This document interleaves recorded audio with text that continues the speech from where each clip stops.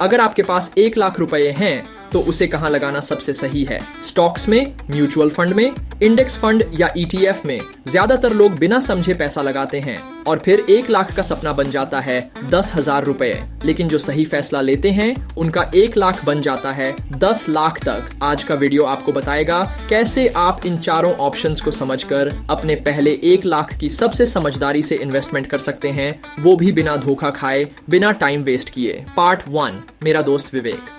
2020 में उसके पास 1 लाख रुपए थे। उसने सबका कहना सुना। किसी ने बोला स्टॉक्स ले लो, किसी ने बोला म्यूचुअल फंड बेस्ट है और कोई बोला ETF ही सही है। वो कंफ्यूज हो गया और आखिर में उसने स्टॉक्स खरीद लिए बिना रिसर्च के। 3 महीने में उसका 1 लाख बन गया 72,000 रुपए। दूसरी तरफ उसका ही एक दोस्त निधे, उसने 70,000 म्यूचुअल फंड में, 20,000 इंडेक्स फंड में और 10,000 ETF में लगाया। 3 साल बाद उसका पैसा बन चुका है 1,70,000 रुपए से ज्यादा। अब सवाल ये है, आप किस रास्ते पर जाना चाहेंगे, विवेक वाला या निधि वाला? Part 2, mutual fund. बिगिनर्स का पहला दोस्त म्यूचुअल फंड क्या है? ये एक ऐसा फंड है जिसमें बहुत सारे लोग पैसा लगाते हैं और एक प्रोफेशनल फंड मैनेजर आपका पैसा स्टॉक्स और बॉन्ड्स में इन्वेस्ट करता है। अगर आप पूरी तरह बिगिनर हैं और खुद रिसर्च नहीं कर सकते तो यह आपके लिए सबसे सेफ शुरुआत है। फायदे: प्रोफेशनल मैनेजमेंट SIP शुरू कर सकते हैं 500 रुपए से। डाइवर्सिफिकेशन यानी रिस्क कम नुकसान, थोड़े ज्यादा खर्चे, expense ratio.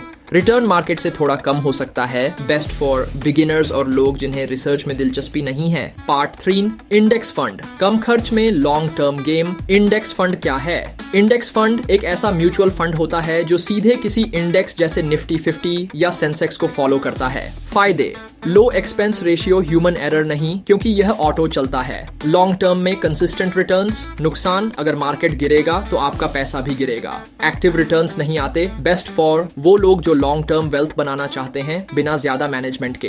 Part 4, ETF। Smart लोगों की चॉइस। ETF क्या है? एक्सचेंज ट्रेडेड फंड यानी ETF स्टॉक्स की तरह ट्रेड होता है, लेकिन यह इंडेक्स फंड जैसा होता है, यानी आपको इंडेक्स का बेनिफिट भी मिलता है और स्टॉक्स की फ्लेक्सिबिलिटी भी। फायदे: रियल टाइम खरीद और बिक्री, कम खर्च, लो एक्सपेंस रेशियो, डाइवर्सिफिकेशन।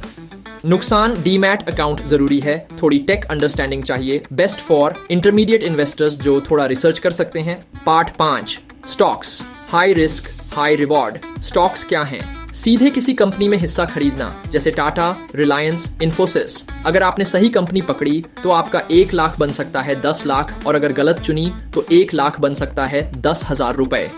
फायदे: highest returns possible, complete control. नुकसान: हाई रिस्क रिसर्च जरूरी है, मार्केट नॉलेज बहुत जरूरी, बेस्ट फॉर एडवांस्ड इन्वेस्टर्स जो खुद रिसर्च करना जानते हैं। पार्ट 6, कैसे करें पहला 1 लाख का एलोकेशन। अब असली सवाल, पहला 1 लाख कहां लगाएं?